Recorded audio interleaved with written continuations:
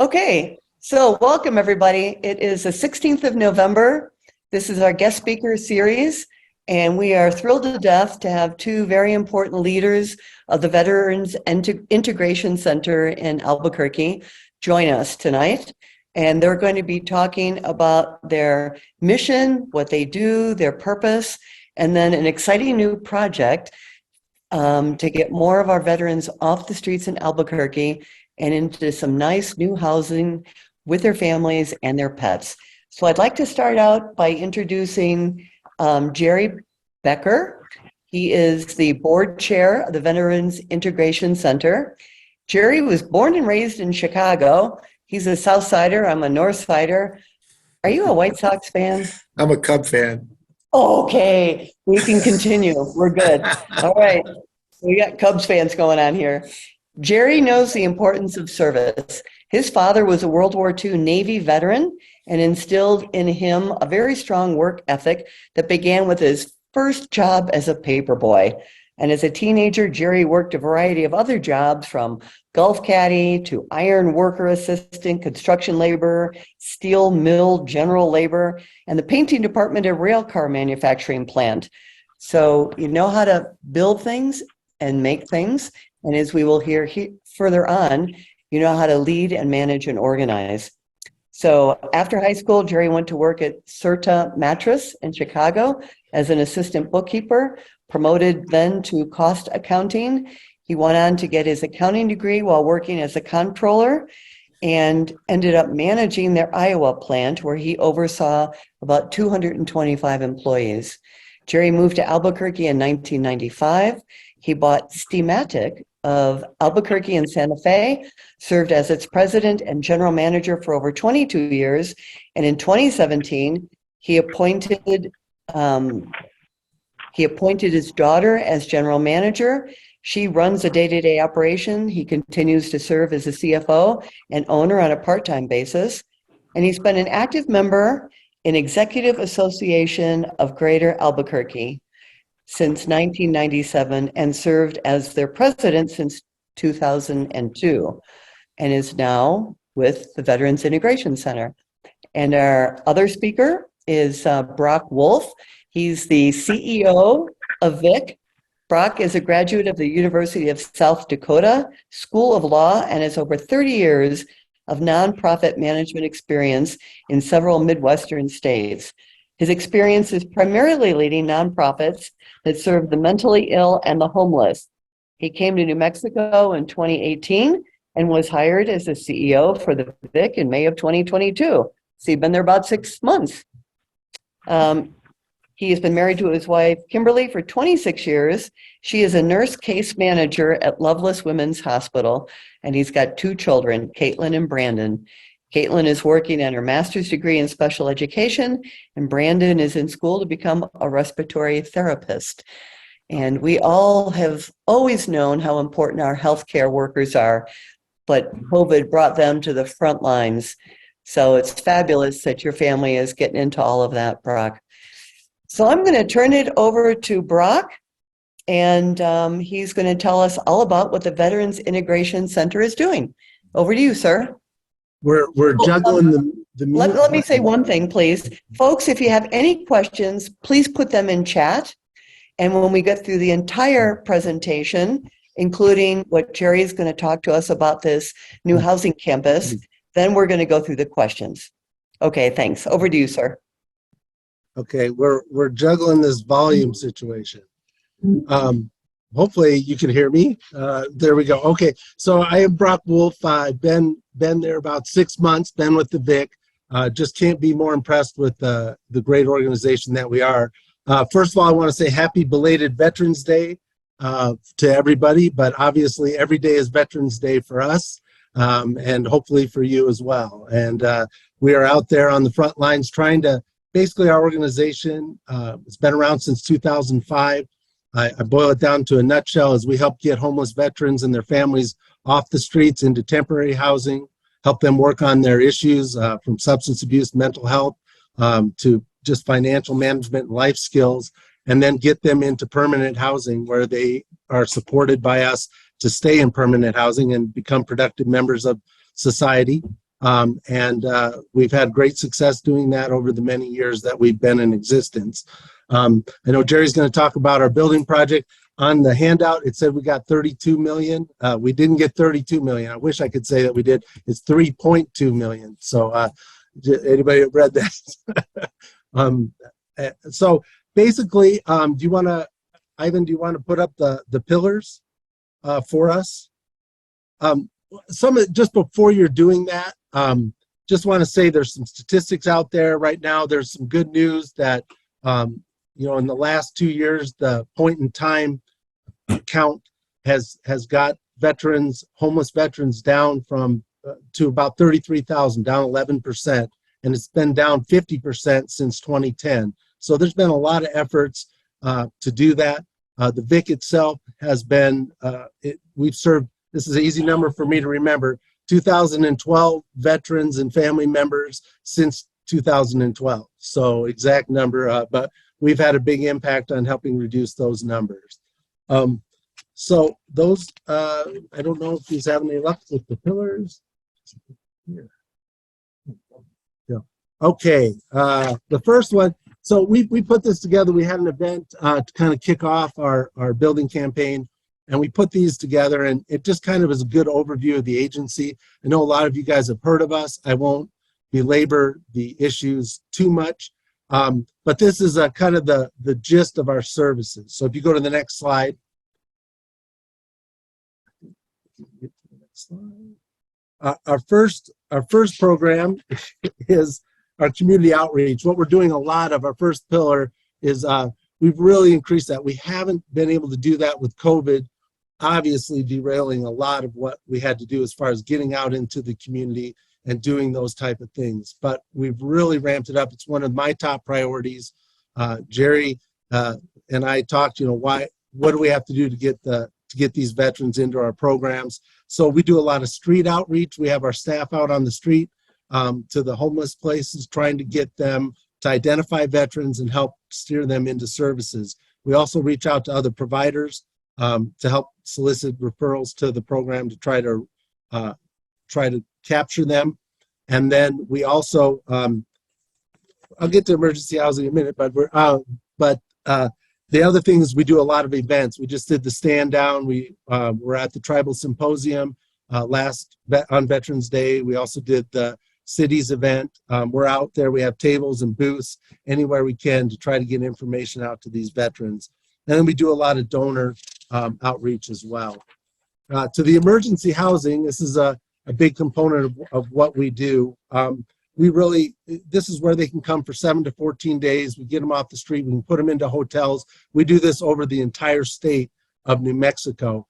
And so if somebody calls, we can work with other agencies, whether it's, no matter where it is in the state, Gallup, we can hook up with the hotel or different avenues, usually a hotel, to help get them into a stable environment while we try to find them a better program that they can go into. If you go to the next slide. I'm trying to get through it kind of quick. I know we have a lot of information here, but our transitional housing is a big component of what we do. This is where they can come and live with us for up to 2 years. I would say our actual length of stay has been closer to 3 or 4 months. But this is when they're coming straight off the streets. We put them in to our housing program. They have to have a commitment to try to get better. We work on their substance abuse issues, the mental health, all those life skills and things I talked about. And then we move them into a more permanent environment through our other services or through other partners in the community. But we provide this whole list of service, legal services, life skills, community activities. We really help them get their benefits. A lot of them are struggling to get, whether it's Social Security or VA benefits. We help tap them into those services to get them in a good situation. We have one of the best relationships with the VA of any of these programs. They're all over the country, and we just have a great relationship with the VA here. And it really helps us stay strong. And we have, in our region, the best statistics for success of any of the other competing programs. You move to the next slide. Our rapid rehousing program is really where we're trying to get a plan for them to get into a home.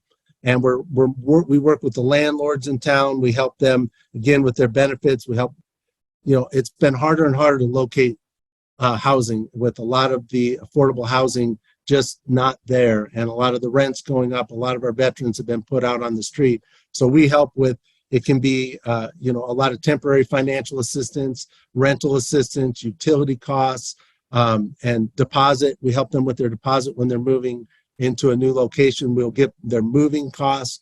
We actually provide them with materials to get into a house, furniture, etc. So it's a really great program for that.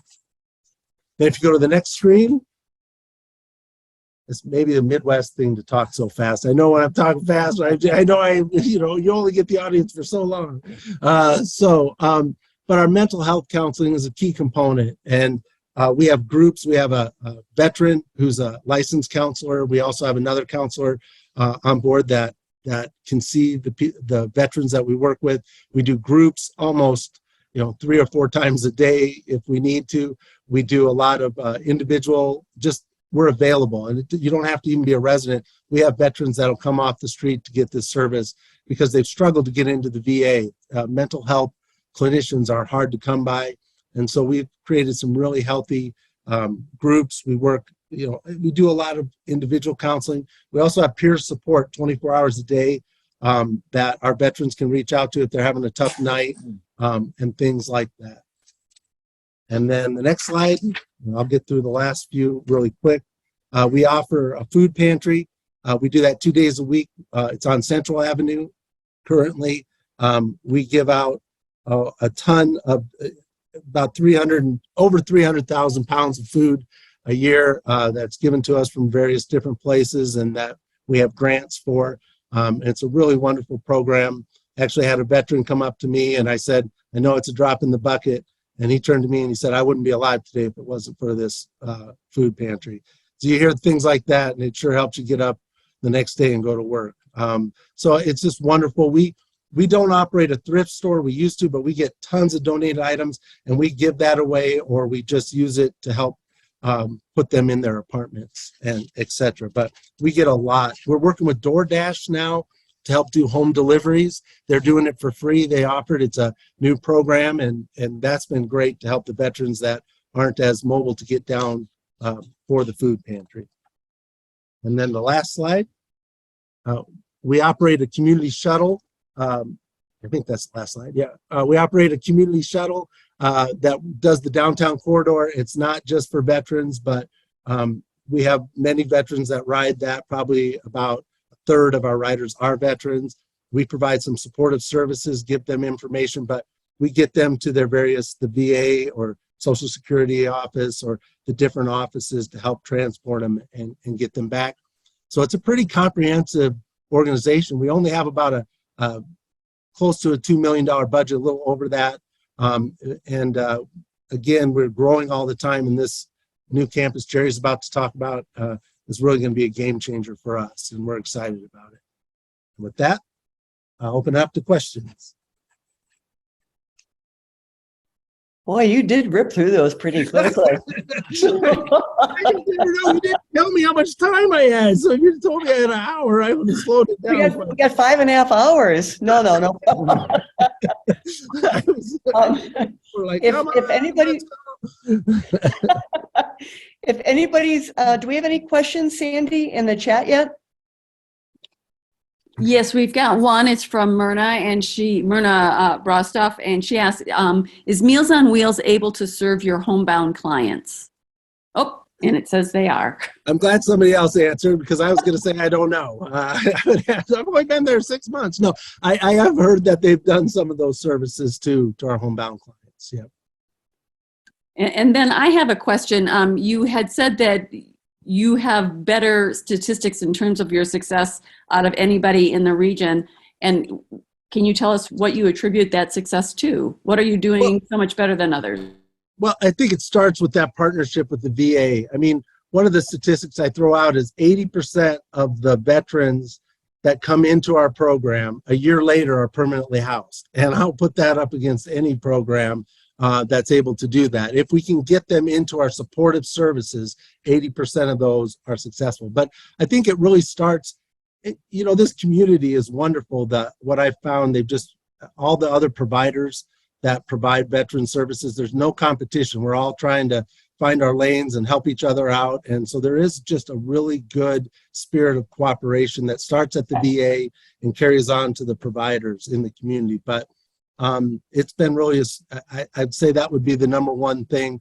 Our GPD program, the transitional housing, if we don't, we're almost like a satellite of the VA. We work so closely with them that we're able to treat them for like the substance abuse, the mental health. We're really able to wrap around these different services that the VA offers. We're able to supplement them, and I think that goes a long ways for a successful outcome. And Claudia, there was a hand that was raised. I don't know if you want to take questions that way, if you want them in the chat. Letter J. We can go ahead and take the questions live, Sandy. Who's got your hand up, ma'am or sir? It's Janelle. Me. Hi.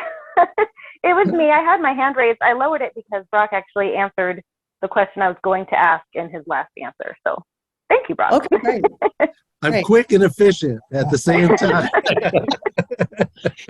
And Charles Paul, you've got your hand up, sir.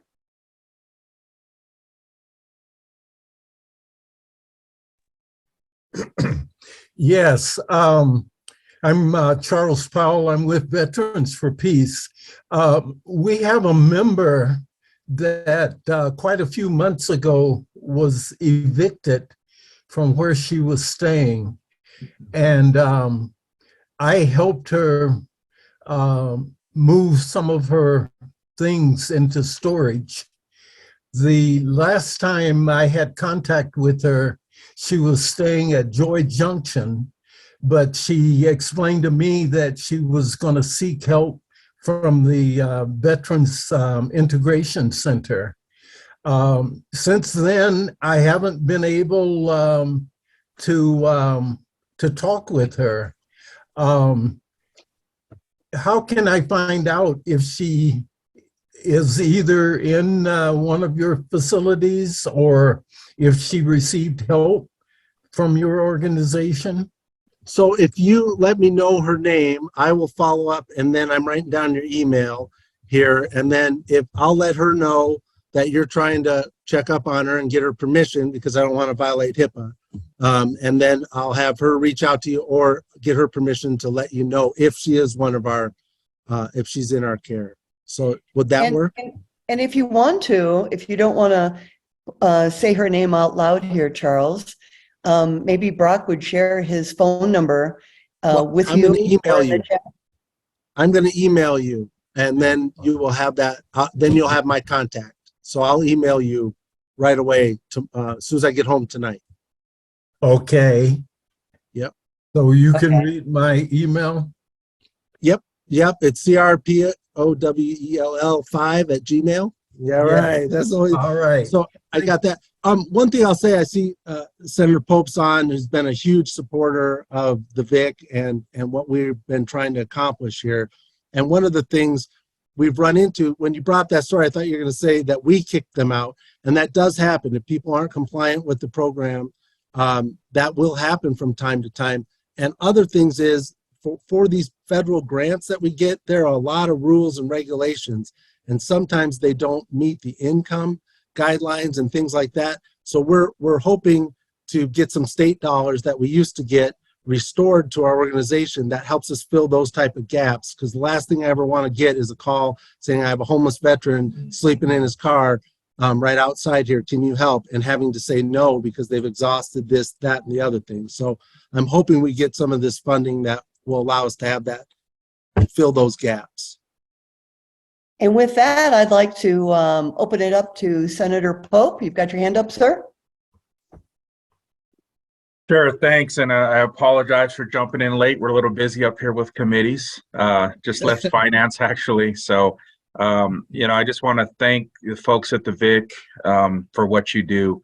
And we're going to try to see what we can do. We definitely need to try to restore that funding.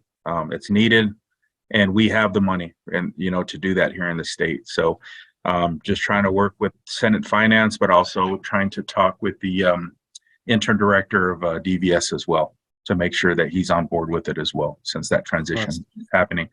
The question I have is, I don't want to say we're not past COVID, but just kind of trying to come out of it, and now we're seeing people in person. We're having more meetings and things like that. Has there been a drop off in folks kind of seeking your services? I mean, it might not be the case because you're out and about and in the community, people that are unhoused. But I just want to make sure, what can we do to get the word out about what you're doing and how that we can help more veterans now that we're kind of out and about and we're in our communities, because I'm just concerned that even though most of us know that you're out there and you're doing what you do, there's still a lot of people who don't know the services that you provide. And I sensed that when we went to the event a few months Stand ago, down. right? Yeah. At the stand down, and there were folks there, but from talking to people in the community, they said usually every year that it's just a huge line, right? And I think it's going to take a while for that to start happening again. But if you could just, I guess, let us know what we can kind of do, or how we can get the word out about what you do.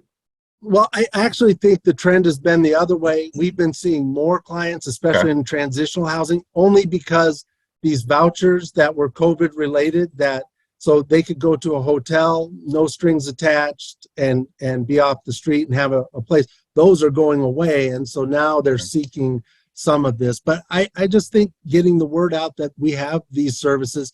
But I also think I said we have a good partnership, but I think we need to streamline all these agencies so we can all capture this. The more we can coordinate as a group, the better, I think. But we're going to be hopefully getting the word out a little bit more with this building campaign and other things. But the more you can if a veteran comes to you, and one thing I want to say is there's these homeless numbers of veterans, but what we run into are a ton that are couch surfing, that they're housing insecure, and they don't qualify for a lot of things, but they're homeless. They might have a roof over their head tonight, but they don't have permanent housing.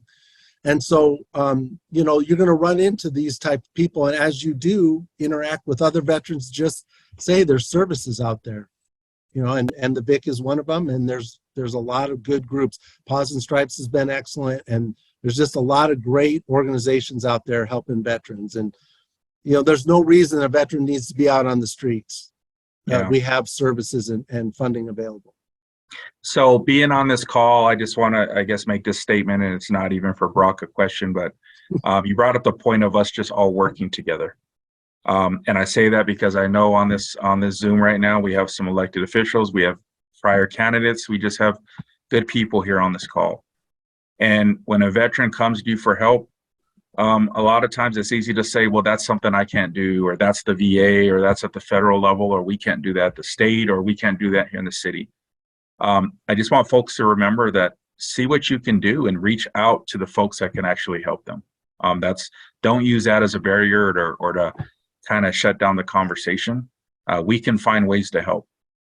Quick story, I was getting my oil change the other day. Somebody saw my Senate license plate, and they sent the attendant getting my oil change to say, hey, this vet wants to know if you can help him out. I said, okay, well, I waited till my oil change and parked.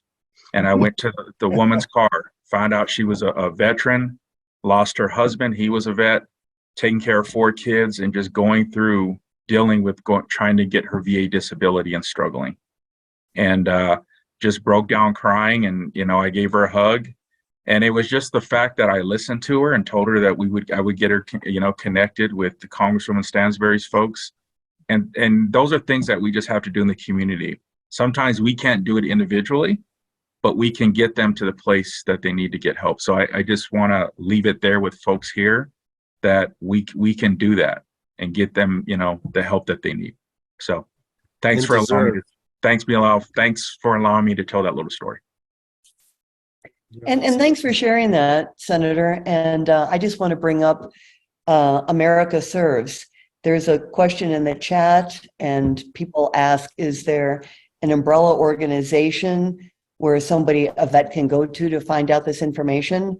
And there is not yet in New Mexico, but Senator Pope and Representative Sarnania donated junior money last year to fund a $100,000 landscape assessment, which is like a baseline assessment to cover all of New Mexico to find out what the needs are by our veterans and military families, and then what the services are, identify the gaps, the overlaps, and be that coordinating umbrella organization. So it hasn't started here yet, but we certainly hope that when they report out with the landscape assessment in the spring, that the legislative body will do something to help bring that into New Mexico, because it's really needed. You know, we're a huge state. We've got a lot of veterans. There's so many organizations, but it needs to be organized. So just a little plug for America Serves. Brock and Jerry, are you aware of America Serves? No. Okay, No. well, good thing you showed up tonight. I'm writing it down. Good. We'll have to, you and I, the three of us can talk offline more about that. We've got another question. Augustine Montoya, you've got your hand up, sir. Over to you. Yes, ma'am. Thank you, Brock, for being here and informing us of so much great information. I have a short question, and I won't take up too much time. What currently are you doing, if anything, to coordinate with veterans in rural spaces? And I ask this because I've had numerous vets in the past approach me in the exact scenarios that you've described, where there's couch surfing or they're trying to find places to go, but they're in a rural space and just don't believe that they have the advantage of accessing resources like VIC. Yeah, it's a really sad situation. As I said, I mean, for emergency housing, the 7 to 14 days, we do have the capacity to do that. We have funds that we can allocate for any veteran to get into a hotel to stabilize, but that's not the permanent solution. It's not the transitional housing element, and there just isn't a lot of that available statewide. And right now, we're focusing on strengthening this area, but I do think as a state, we need to figure out what more we can do for these rural areas. It's really rough. We hear it all the time. They have to. I just was at the tribal summit, and the Native Americans that serve our country in highest proportion of any group, they want to stay in their homes for a lot of on the reservation or near their people, and they have to come to Albuquerque to get these services. And you know, there's all sorts of that with rural areas and the tribal land and stuff like that. Yeah, I wish I had the solution for it. Other than the temporary housing, we don't have any options statewide.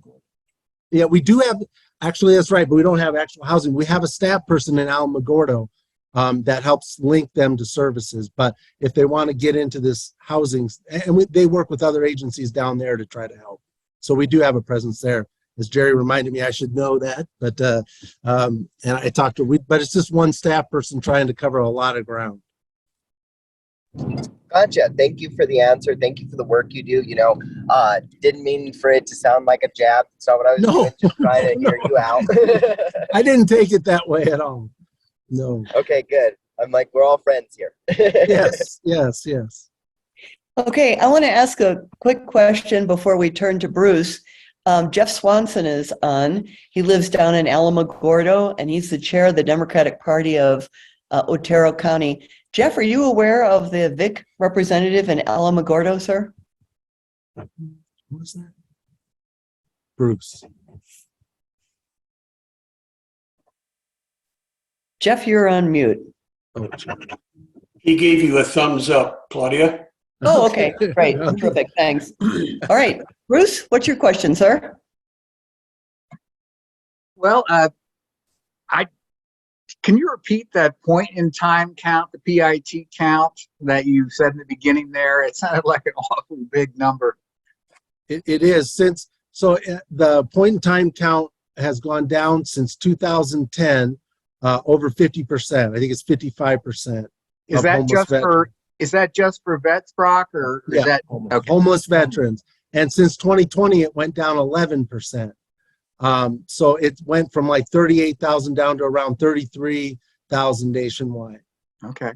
And so there's progress, but this has been these voucher. I mean, the VA put out a full court press to try to do this, and so we've been a part of that. But 1 is too many, but 33,000 is still a lot of our veterans out there. And what did you say your budget, or how much funding did you say you received before? a $2 million budget, annual budget is what we have as an organization. You're getting a lot done for that amount of money. I know we're spread pretty thin. That's why this grant Jerry's about to talk about will help us quite a bit to expand because the need is there. And do you use full-time employees or do you use volunteers, and do you need volunteers?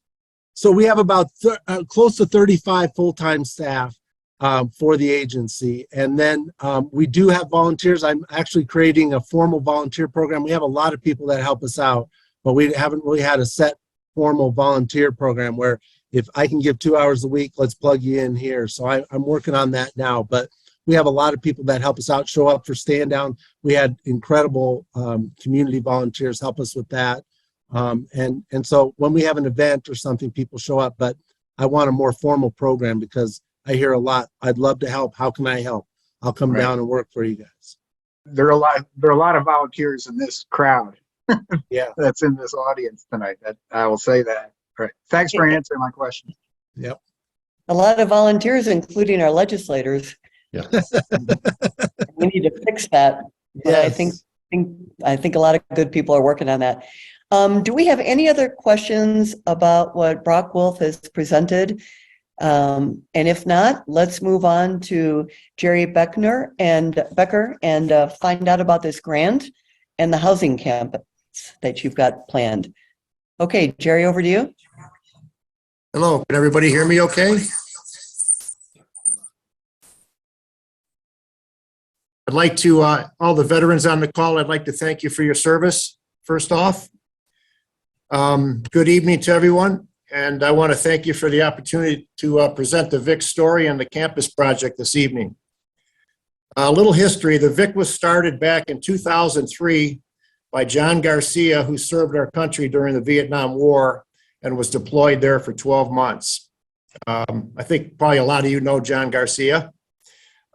John's first housing solution, this is really a head scratcher how bad it was located at the Albuquerque Fairgrounds during the winter. He housed over 100 veterans in the vacant horse stables.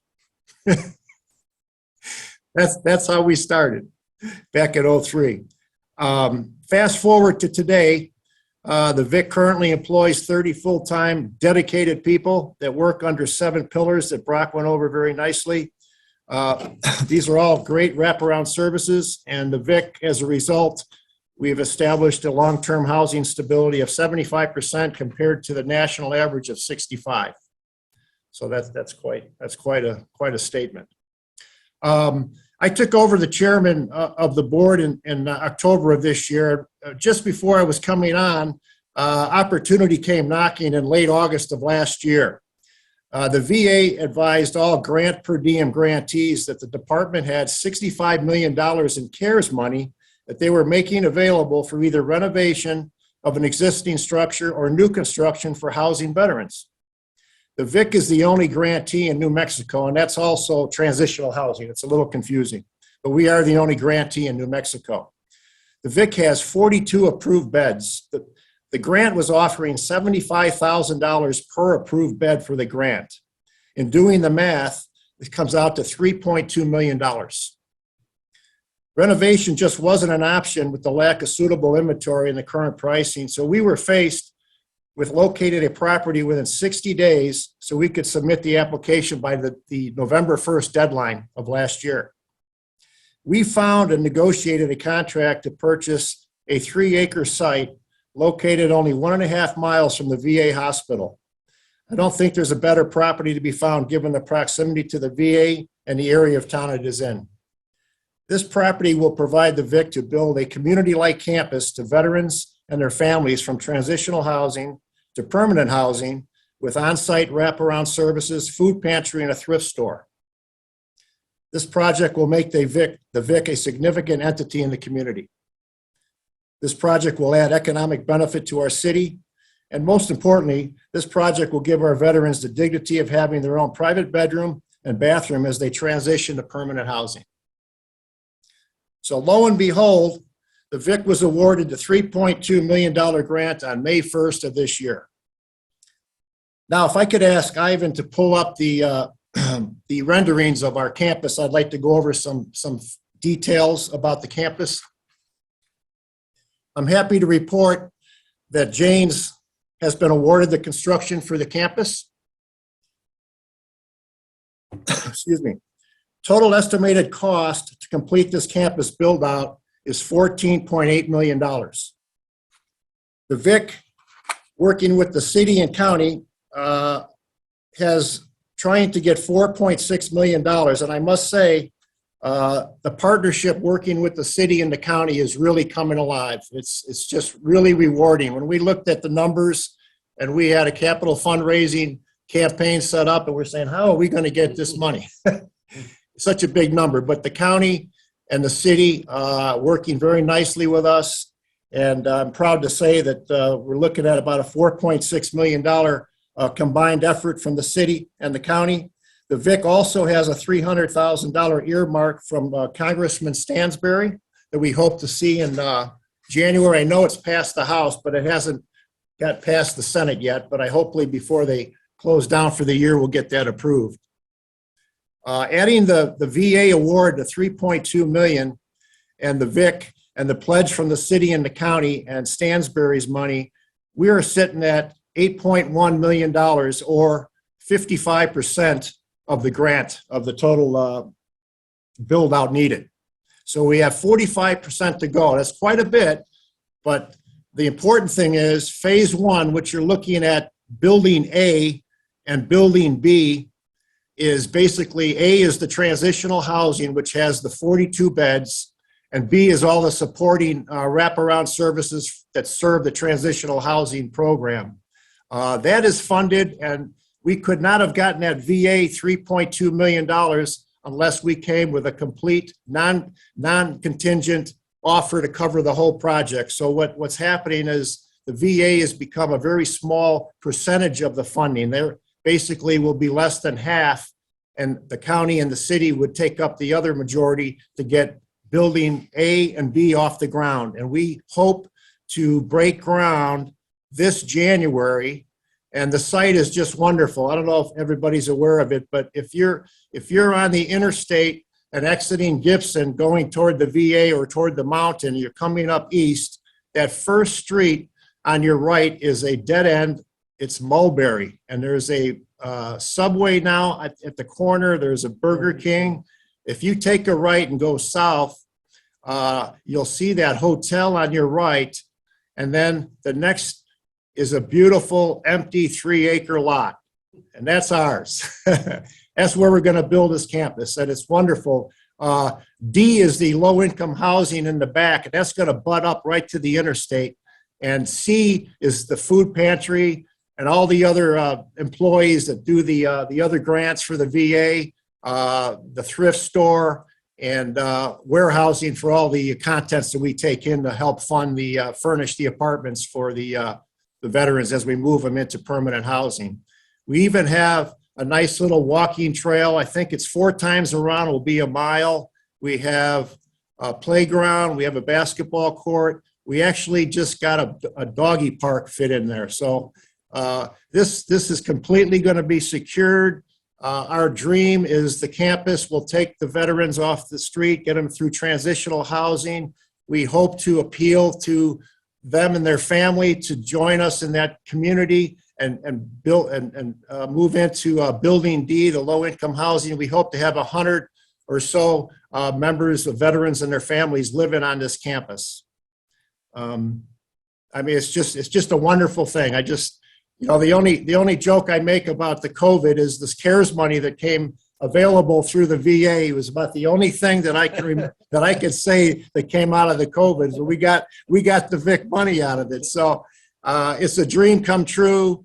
I can't say enough about the city and the county. Senator Pope has been working with me and Brock. We have full faith that we're going to get the state as another partner, and we are just so excited. I can't wait to break ground and just tell the whole community about it. And that's pretty much my story. I'll take questions or the other slides. yeah, Ivan, go ahead and let's go through the next couple more slides so we can show you a little bit more detail. of the pictures. There should be about 4 of the campus.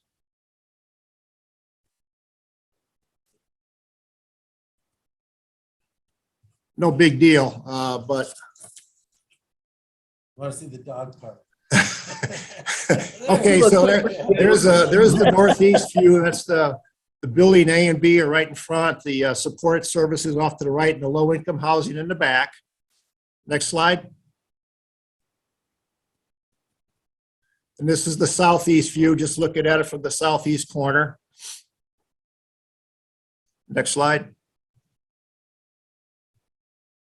This is looking at it from the mountain behind you, looking straight west. Oh, yeah, nice. Next slide. There it is. And there it is. We don't have a picture of the doggy park yet, but believe me, it's coming. And it's going to be a beautiful show place. We hope to just build on that, and our next venture is we're working on it. That is so nice. You know, I've lived in worse housing in my time in the military, like when I was stationed over in Diego Garcia. But on. I think it's so important, to have nice facilities for people. It helps them build their self-confidence back. It treats them with dignity, and it's a great way to transition people from, kind of a dire situation to something much better. That's really great. I thought I had this one. So we have a question from Brian, I believe. The low-income housing apartments, will you consider applicants to lease who pay rent with Section 8 housing choice vouchers? We're trying to keep it with veterans. I mean, It's kind of, we're trying to tailor it to the veteran community.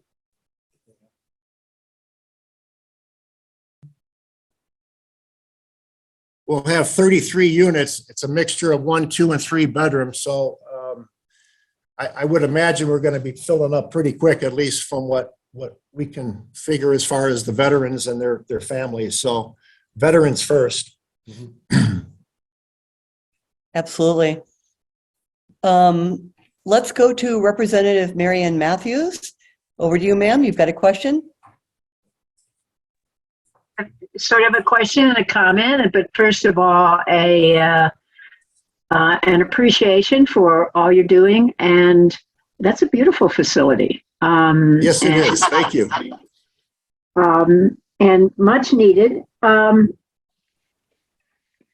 going to just share something because I don't know if it might be relevant to you or not.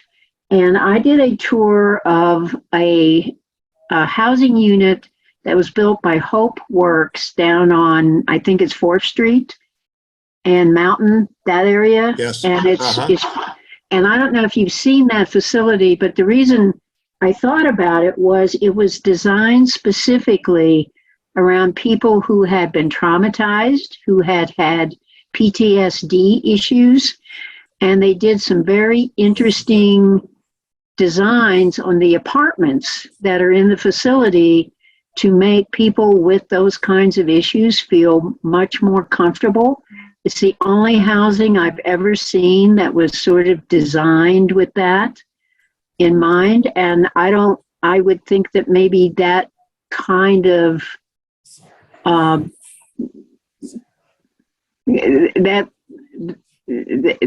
some of the folks who would be moving into this facility might have the same kind of needs as some of the people who have moved into the Hope Works facility. And it wasn't like totally changing things. It was really fascinating to see how they sort of just made it so that people felt like they could see and that somebody couldn't hurt them. Somebody couldn't jump out from a closet or something. So anyway, I just share that because I had never seen that kind of housing before. And for folks like veterans, it might be somewhat useful. So just wanted to share that. Well, thank you for that. Brock made a note, and we're going to go see if we can get a little tour of that facility to give us a little insight. Thank you, ma'am. Appreciate that. We have been working with Sarah. Now, Suriname, Tracy Weaver over at Suriname, she's been a great help resource to me and Brock. Brock's relatively new, and Tracy has taken a lot of time to kind of tutor us and educate us on what they've done so successfully. And she's a great friend and just a great leader over there at Suriname. I can't say enough about her, but we like to work with her whenever we can. We're also. And we've got another question. Cynthia Borrego, congratulations. She was just elected to the House. And it's so wonderful to have our newly elected officials on board. But Cynthia, over to you, ma'am. Oh, thank you guys. Thank you for doing this tonight. I just want to mention that when I was on the council, I worked with Vic pretty closely to make sure that they got funding, and I gave them some of my own set aside funding as well. If you haven't toured the existing facility, I would strongly recommend that you do. I was blown away at how little space they have. The offices were all scrunched together. I mean, it was seriously one little space for a bunch of offices. And then they had a building that was next door that was like an old Kmart, or not Kmart, Circle K or something like that. And it was full of food. It was like a pantry. And it was amazing the work that they were doing with such a small amount of resources. And so I just encourage everyone to take a tour, because what I saw tonight in terms of the schematics are amazing. I'm just so excited, and I'm really happy that you guys are working in this direction, and that city and county are working with you. And definitely at the state level, I'll be happy to help you guys. Yeah, I've just comment on the facilities.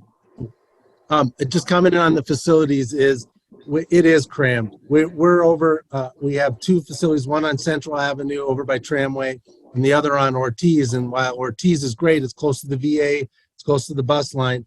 We have our residents currently intermixed with members of the community, which makes it really hard for us, on top of being crammed in there, to when other people that aren't our control are doing drugs, we don't have any say in that.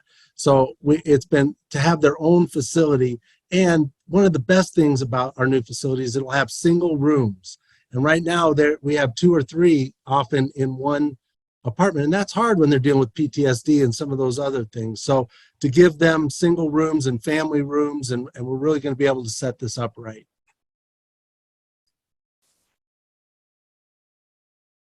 Good. We've got another question here, and another candidate that just won. Kathleen Cates is going to be a new representative in the House. Kathleen, you've got a question, ma'am? I do. Thank you again. I'm a big fan of the VIC and have also done many different kind of volunteer and donation projects over the years for them. I wanted to know, what specifically have you addressed design in this new building to accommodate individuals with disabilities, and what sort of job training or placement or support are you going to expand the VIC services into that realm in this new venture? Yeah, so the second part of the question first is, I've reached out to Matt Fuentes at CNM. We're really trying to work with their board members too, to possibly bring in a vocational educational program. That's part of what we're designing. We have some informal, like we link them to some job stuff, but we really want to do a formal program while we have that captive audience to help some of our residents get those skills. As far as the disabilities, it will be ADA compliant. We'll have several ADA rooms for disabled veterans that would come our way. So it'll be fully ADA compliant. Does that answer? Thank you. Okay. Yes, it does. Thank you. Sorry, I'm in a car. But I wanted to, yes, I just came from CNM they are going to conduct a veterans survey because they want to make sure they are hearing the needs of the veterans, not just assuming. And I will communicate back to them that because it sounded to me like they were asking veterans that were also students. And I was like, well, you have to look at other populations for this survey. And so maybe the VIC is a perfect place to be able to get that data. So thank you. Thank you for that. Yes, we've been, Matthew's a great individual over there and also a board member. I've been working with Charlie Ofelt.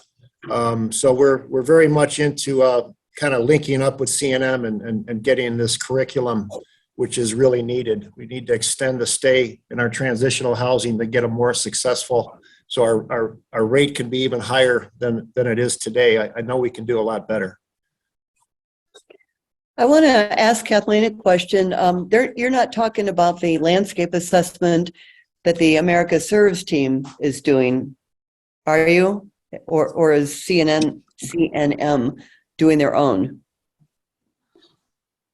I want to say yes, as in they are going to be a part of both. They are doing their own. Okay. But they also did talk about that, the landscape project as well. But when I asked them specifically about veterans, where are they sending that survey out? Who are they asking? Really, students or ex-students. I mean, they were trying to cast the net a little wide, but not wide enough. And the VIC is an awesome resource for that. They should be able to do that because they're doubling down on the trades, and you know the higher education funding is there, and so it could be a great partnership. Excellent. Thank you. Great. Okay, we've got 3 more questions, and we have one in the chat. Let's start with Charlotte Little, who will be a new representative if the recount goes well. Charlotte, over to you, ma'am.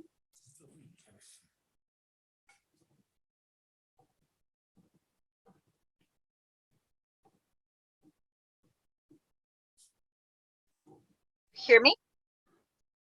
Yep. Can you hear me? Okay, great. Thank you. I'm also driving home from work as well. Thank you so much.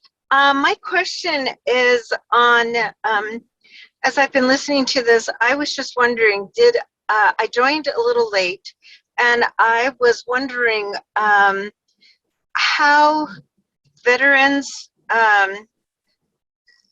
who may be dealing with PTSD, actually, who may be facing issues with substance abuse challenges, what services will be available for them? Is there criteria by which a determination is made on individuals with these types of needs to be able to be in that facility, or are there other services that to where they might be directed? Okay. So what I would say is we go with the housing first model. Nobody who's addicted to substance that is self-medicating for PTSD is going to be able to just say, if you want to get into this place, you better be completely sober. So we get them into the housing, and we do expect compliance. I mean, in order to come into our transitional housing, they have to have a willingness to participate in the program. But we're not like, if you fail a drug test, you're out. I mean, it can be 3 strikes. It's individualized treatment. So if somebody comes in really addicted to substances, we have to be more lenient with somebody else that might be manipulating it. That's where our partnership with the VA and their ability to help also get into some more intensive treatment models that we might not be able to address if they're really dealing with serious substance abuse. But it's just a component. It's that housing first. I mean, what we're dealing with a lot is a veteran will actually come in and be deciding, should I come into this home or should I stay on the streets? And they're weighing that all the time. And that drug has a lot of power. And over them. So the better the facility, the more we can win that argument with them to help them be able to walk away from that drug. So that's just all part of this. But I will have to say, a huge percentage of our population is self-medicating in some form, probably up to 50%.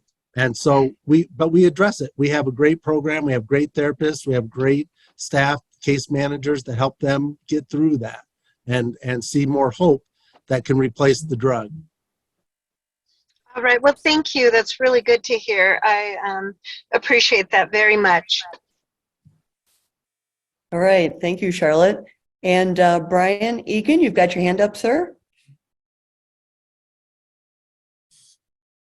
The question I also had was just, have you all thought about using Veterans Affairs Supportive Housing Vouchers, VASH vouchers from Albuquerque Housing Authority? Because those are exclusively for veterans. That would be a way to provide long-term, permanent, affordable housing for the apartment building you all are going to build at the back.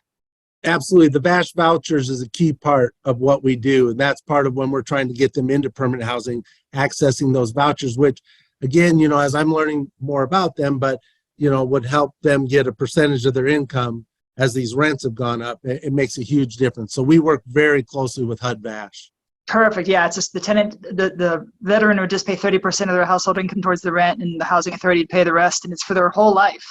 So they can't outlive the money, and it's a reliable thing. You could tell lenders, say, hey, lend us some money to build an apartment building. We'll load it with VASH vouchers. We'll never run out of tenants. And the housing authority directly deposits the money into the landlord's bank account, so they don't have to chase the rent.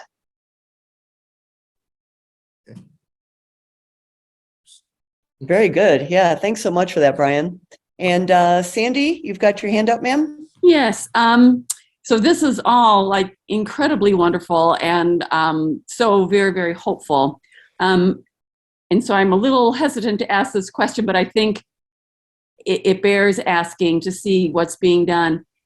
So often people are not necessarily welcoming of these kinds of services in their neighborhoods.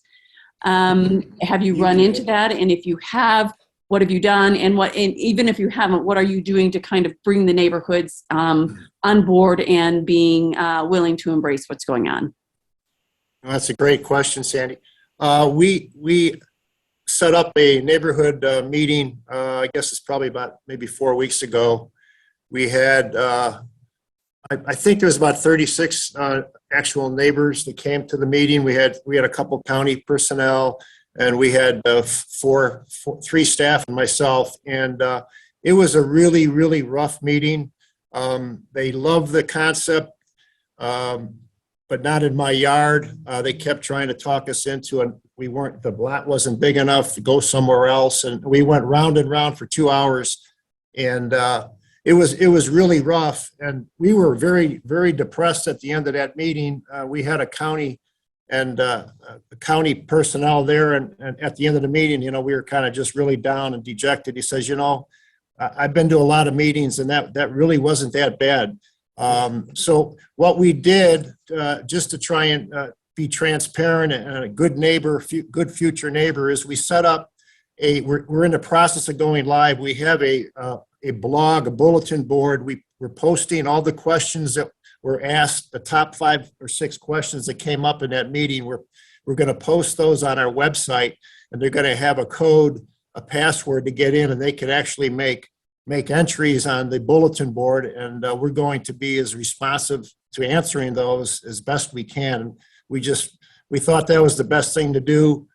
We are counseled by the county to do that. And I think in the long run, I think they'll appreciate us being a good neighbor. We have a lot to offer. They were just the stigmatism that comes with homelessness. People don't understand how different the VIC really is. And, we put up, a homeless veteran up in a hotel for 2 weeks before they're even allowed to come into transitional housing. They have to be vetted, and they have to understand the program. So I totally understand the neighborhood's, concern, the paranoia, but I'm sure we'll end up being really good neighbors. And we have a great food pantry, for the local community over on Central. We hand out food to the local community. I forget the number. I apologize. I don't have it off the top of my head, but we're going to be giving food to that community as well as part of just a good neighbor, along with the veterans to get fed twice a week as well. So it didn't go well, but we did it, and we're going to work with them. We're going to get them a traffic light. That's what they want.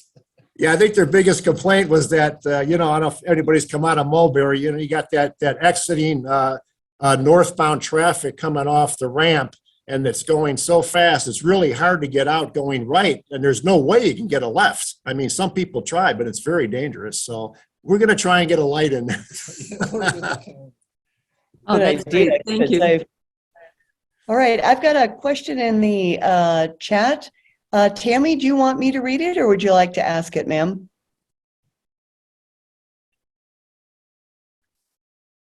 You're on mute. There you go.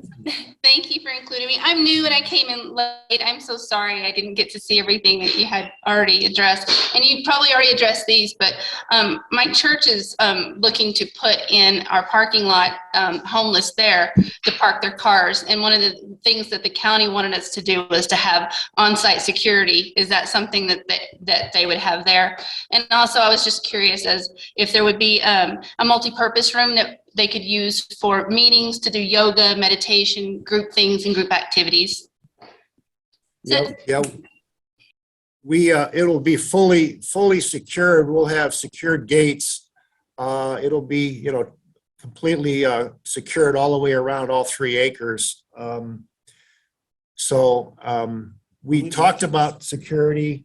It's still an open discussion, but at this time, we don't feel it's necessary. We have 24-hour monitors, we call them, that have to stay on site and, to serve any veteran that has any kind of problems 24 hours a day. So we have a live person in that transitional housing building 24 hours a day, along with the camera. So we feel pretty secure with that as a start.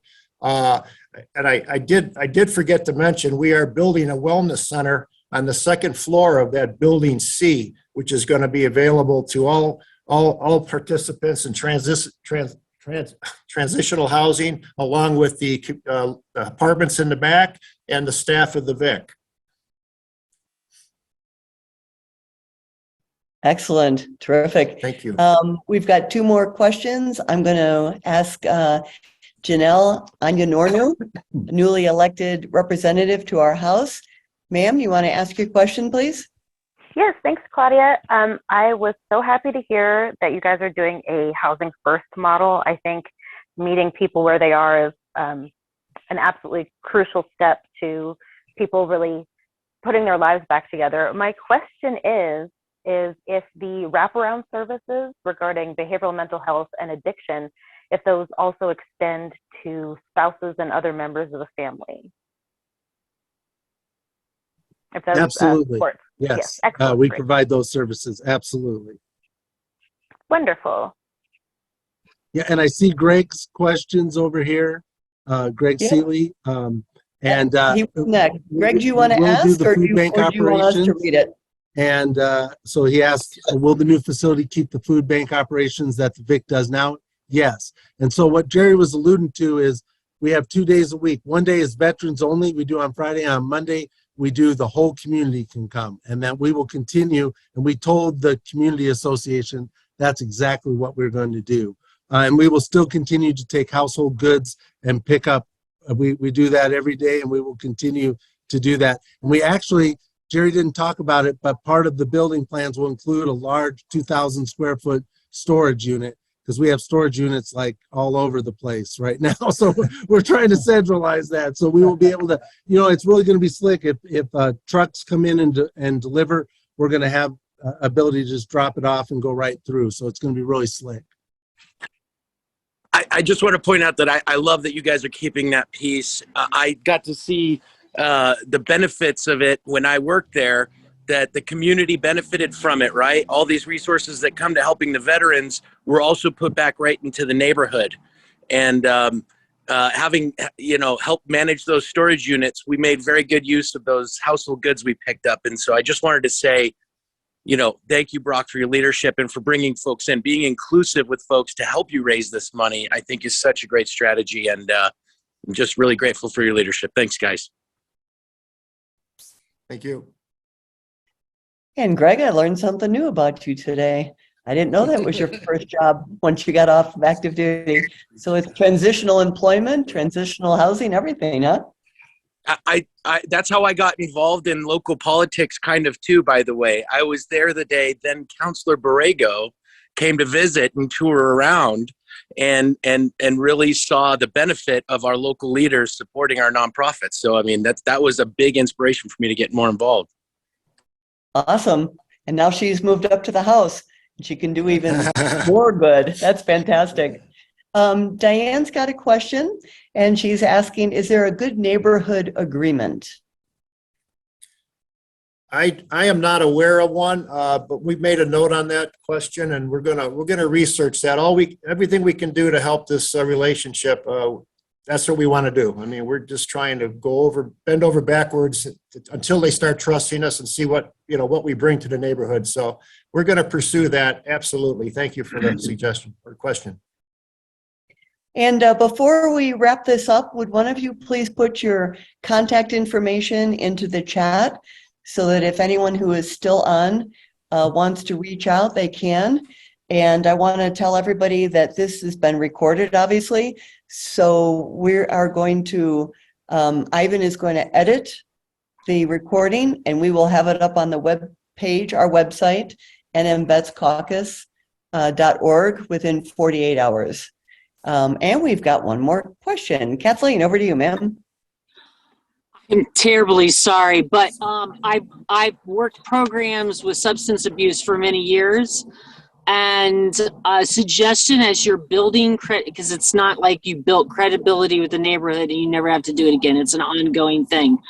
I would suggest doing a quarterly community project, whether it's you noticed there's litter in the Royal or a community garage sale, whatever it is. Make it a community event. And what happens, I found, is community members work all day besides people they don't realize are recovering drug addicts until the end of the day. And then they realize, oh, they're just like me. They're a mom too. And they, and we had a great time. It kind of dispels a lot of the prejudgment. And so I would just suggest an annual or quarterly community project. That's a great idea. We noted that. Thank you. That's great. Beautiful. Yeah, I like that. Great idea. Yep. All right, folks. Brock, would you put your website in the chat, please, sir? And do we have any other? Okay, let's see, Brian. Brian, would you like to make your comment or ask your question, sir? Oh, sure. Just to make your life easy. For a good neighbor agreement, please ask HopeWorks New Mexico for a copy of their good neighbor agreement about the HopeWorks apartments downtown Hope Village. They negotiated a good neighbor agreement with the Wells Park Neighborhood Association that was featured recently at the New Mexico Housing Summit.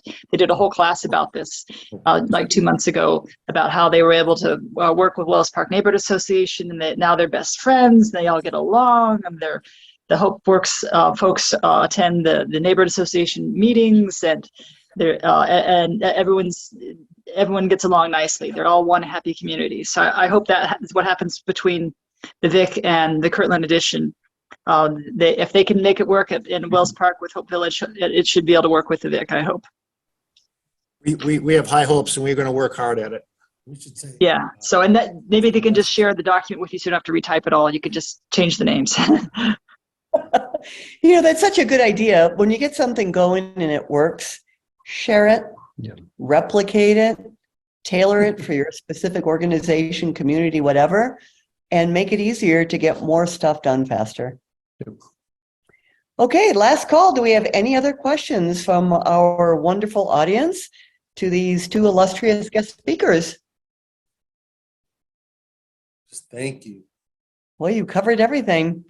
I just want to, let's give them a round of applause. It's fabulous. Thank you very much for listening, and we're going to stay tuned for that groundbreaking. We want to see a lot of people out there. Absolutely. Get the word out. We'll put it on our website. We'll put it out on our newsletter. And You got it. thanks so much, everybody. Brock, Jerry, thank you so much for your time this evening and all the information you shared, and to this wonderful audience for their interest, their concern, their volunteering to collaborate. And let's move forward and get this done. Amen. Thank you very much. All right, thank you. Good night, everybody. Good evening. Thank Bye-bye. you. Good night. Bye-bye. Thank you. Good night.